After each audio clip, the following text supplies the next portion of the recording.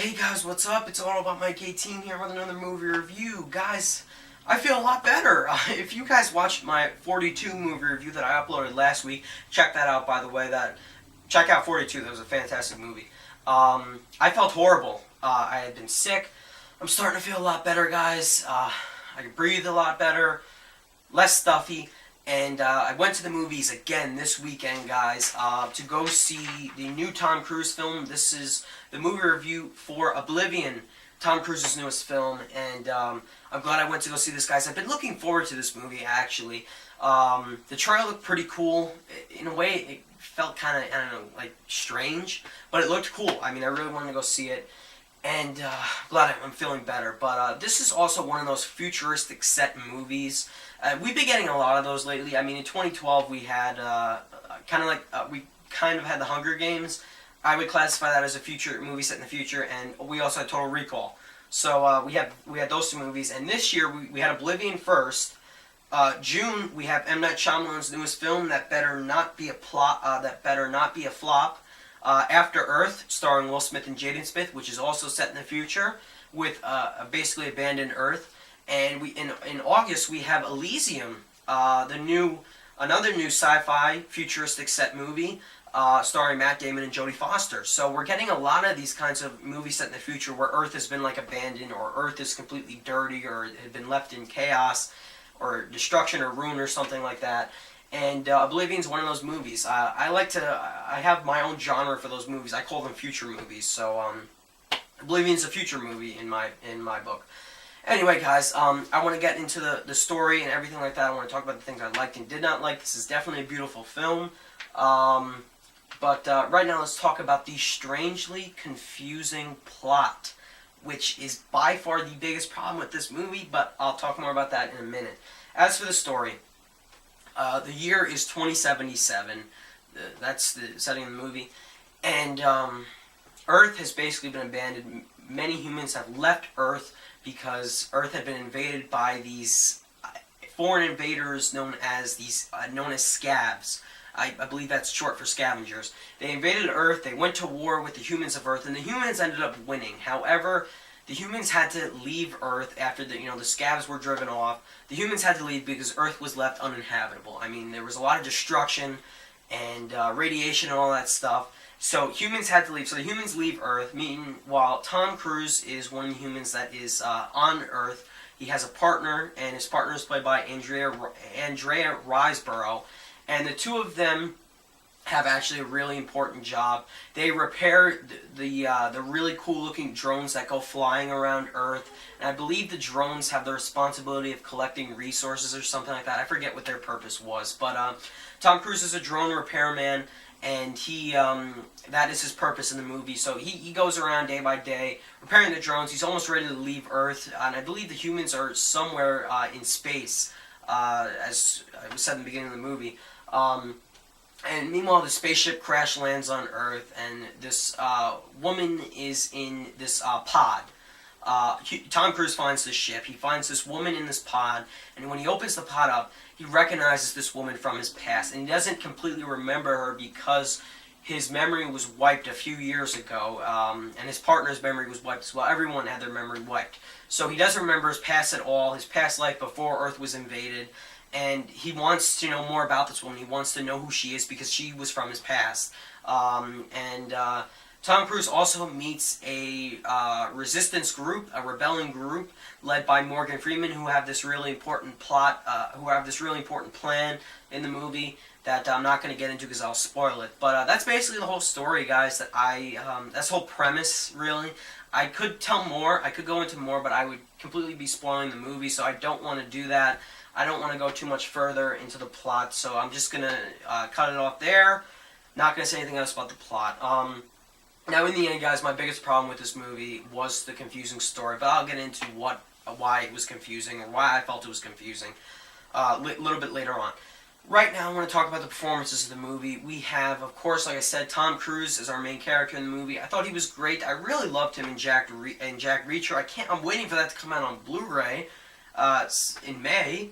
I'm still waiting for that, but he was really good in Jack Reacher, and I've been looking forward to him in this, and he was really good. He definitely carried the movie, good leading performance, and I enjoy Tom Cruise, and I'm glad he's being in more movies because I really do like Tom Cruise. Now Morgan Freeman is the supporting character in this movie.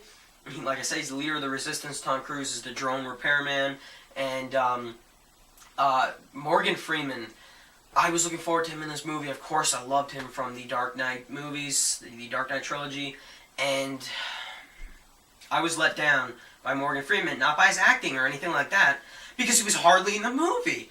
Morgan Freeman comes into the movie an hour in, and he's in this one scene for like 10 minutes. Then we don't see him again till the very end of the movie, and he's in that one scene in the end of the movie for like 10 minutes. So Morgan Freeman, his total time in the movie has to be about 20 minutes. And I was seriously let down by that. I mean, I felt at one point, why did you even put him into the movie if he's only going to be in for 20 minutes? He's a big actor in Hollywood. Why are you only putting him in for 20 minutes? I don't know. Whoever's decision that was, I thought it was poor. I would have loved to see more Morgan Freeman. So that is one thing I did not like about the movie.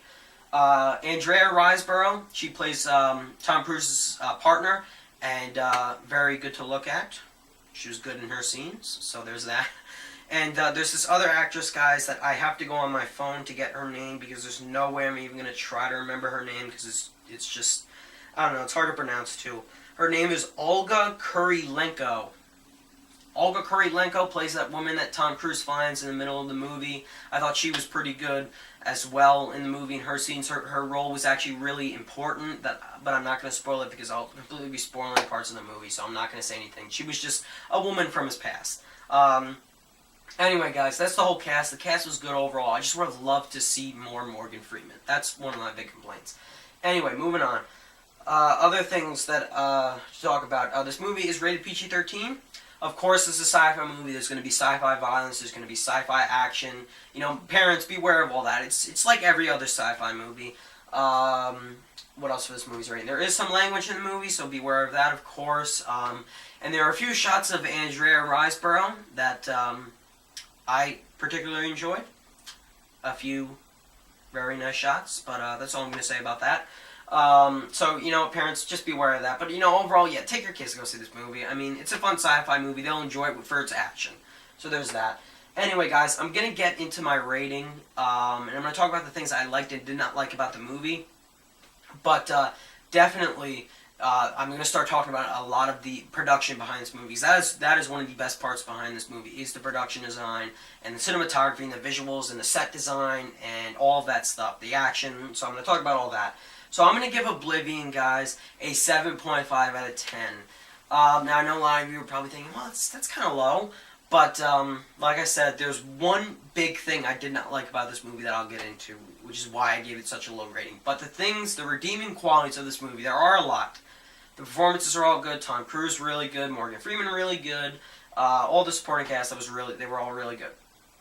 Now, this movie is one of those movies to be remembered for its visuals, its cinematography, its production, its really cool looking setting. This is one of the most beautiful and really visually stunning movies I've seen in a while. This is by far the best visually looking movie since Life of Pi that I have seen. Life of Pi obviously looked better with its visuals in my opinion, but this is still a really good movie visually. Everything from the sound design was great, all the sound mixing and editing and all that stuff, that was all really cool. All the explosions and all that, that's really cool. The production design, all of the, the set designs and all of that, that all looked really cool in the movie. Seeing Earth in ruins, seeing a destroyed Empire State Building, because the movie is primarily set in New York City, or what is left of New York City actually. That is all really cool. The movie looked amazing. The cinematography was fantastic. There are so many really beautiful looking shots. This movie is a beautiful film, really is. So many beautiful looking shots in this movie. I was really, really impressed from beginning to end with this movie, cinematography and the shots in this movie. And of course, by far, this movie has fantastic and stunning visuals. From the looks of the ships, that ship that Tom Cruise rides around in, that is so freaking cool. I was mind blown by that ship. I really liked that ship. That was awesome. And also those drones that are going around, and there's this really cool chase scene that these drones are firing at Tom Cruise's ship. I mean, That was really cool to look at. I really enjoyed looking at that. I mean, all that with this movie is really visually impressive. The visuals are stunning. People have been talking, could this movie get nominated for Best Visuals at the Oscars? I would definitely consider it. I mean, it's only the beginning of the year. We have so many big movies with big visual effects coming out. So, you know, there could be movies that do have better effects, but the visuals and the special effects in this movie were outstanding, guys. This is definitely, could be an Oscar contender for visuals only. Nothing like for Best Picture or anything like that. But, yeah, definitely for visuals and stuff like that, I would definitely consider this movie, because there is some really impressive stuff to look at with this movie. This is a beautiful film. And the action scenes in this movie are fantastic. Really cool sci-fi action scenes. And, lastly, the futuristic technology and the weapons, that gun that Tom Cruise has in the movie, that's futuristic. That is all cool. I love all that with these futuristic movies. I think that's all awesome. Those drones are really cool. The tower is really cool with like the touch screens and everything. I love all that stuff. Wow. So that is all the things I loved about Oblivion. And I still gave it a 7.5.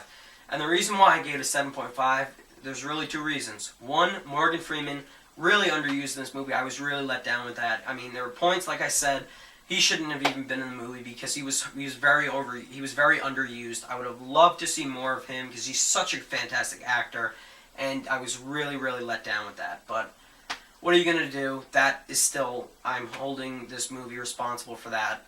That's why I lowered the score a little. Also, what was I gonna say? Oh yes, the biggest problem with this movie is its plot. Unfortunately, the story, and I hate saying this for movies, but it confused me. The movie has a very confusing plot, in my opinion. I thought the first half of the movie the beginning of the movie was really good. It was really strong. I was really into it. I understood what was going on. Then right after Tom Cruise meets Morgan Freeman's character and he leaves him, in the middle of the movie, I felt the writing really went downhill and it really got hard to follow. Whoever was writing this movie, I don't know, you made it feel really confusing for me and really perplexing. I mean, I really didn't understand a few things that were going on in the movie from the middle to the end. And the very final ending scene in the movie, which has a bit of a twist to it, I thought was really good. I really enjoyed that. But the middle and the end, not including the very end, I was not happy with because of the writing. I thought the writing really went downhill, in my opinion. The action got more intense, but the writing kind of went downhill, and I was really disappointed with that. That's one of the biggest problems with this movie. That's why I gave this movie 7.5 out of 10. Now, the bottom line, guys, do I recommend you check out Oblivion? Yes, I would recommend you watch Oblivion.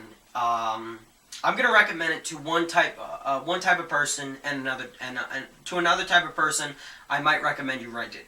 For the first type of person, if you are the type of person that loves to watch a movie and not give a crap about plot or anything like that, or things making sense, go see Oblivion. If you love sci-fi movies, if you love visuals, really stunning visuals, really impressive action scenes, and really cool chase scenes and all that, if you like futuristic set movies, you like really good looking cinematography and all that, if you like good performances, go see Oblivion.